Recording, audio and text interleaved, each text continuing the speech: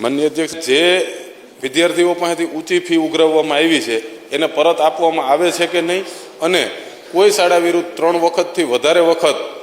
જ્યારે આવી ઊંચી ફીની ફરિયાદ મળે તો એની ઉપર શું કાર્યવાહી કરવામાં આવે છે? માન્ય મંત્રી. માનનીય અધ્યક્ષશ્રી, માનનીય સભ્યશ્રીની જે ચિંતા છે, પરંતુ ગુજરાત સરકાર અને ખાસ કરીને શિક્ષણ વિભાગ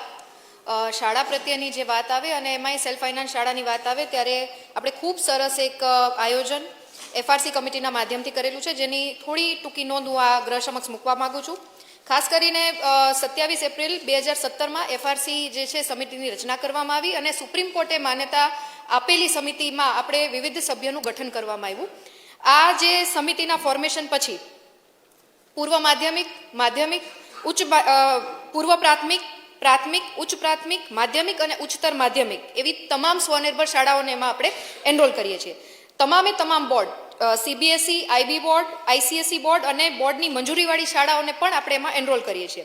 આ ઉપરાંત જેટલી પણ ગ્રાન્ટેડ શાળાઓ છે એમાં એફઆરસી અંતર્ગત આવી જાય છે. માન્ય સભ્યશ્રીએ જે ચિંતા વ્યક્ત કરી છે ત્યારે મારે ખાસ એમને એક બાબત આ ગ્રહ સમક્ષ ધ્યાનમાં મૂકવાની કે ટોટલ આપણે એફઆરસીની સમિતિની રચના કરી અને સિસ્ટમ આખી પારદર્શિતાથી ચાલે એ માટે ઓનલાઈન રજિસ્ટ્રેશન, સાથે સાથે એનું સમયાંતરે ચેકિંગ અને પેરેન્ટ્સને ઓનલાઈન બોર્ડ ઉપરથી ફી કેટલી હશે જે તે શાળાની એની સંપૂર્ણ વિગત frcgujarat.com ના માધ્યમથી એમને જાણવા મળે છે. આ ઉપરાંત છતાં પણ કોઈ વાલીની કમ્પ્લેન આવવામાં આવે ત્યારે કમિટી તુરંત એક્શન લઈ